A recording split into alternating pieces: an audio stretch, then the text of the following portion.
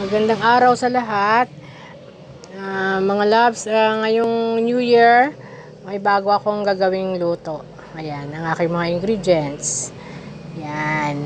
Dala kasi yan ng aking hipag from Dubai. So, itatry ko magluto ng chicken biryani.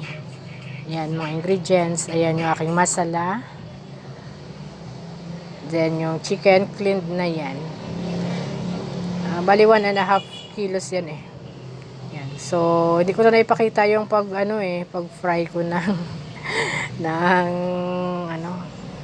mga sibuyas at iba pang mga ingredients kasi nakalimutan ko i-video. So, ayan na. So, andyan na yan yung onion.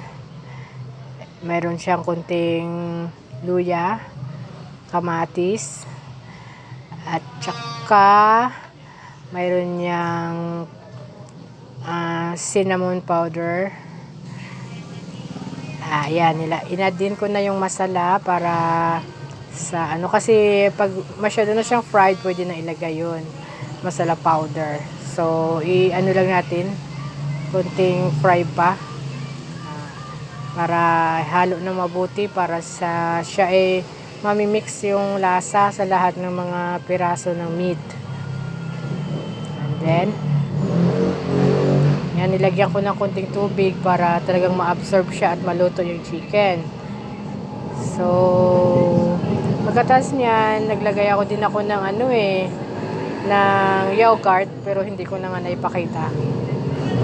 Masisya niya kayo kasi amateur yung videographer.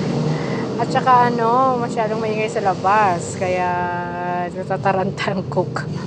Ayan na, nagpakulo na ako ng tubig, nilagay ko na yung cinnamon stick, saka tinimplahan ko na din ng mint.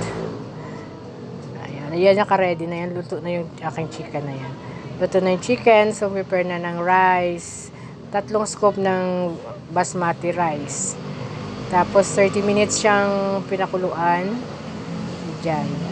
After that, yan, minix ko na yung layered yung chicken. Nilayered na siya. At naka-serve na.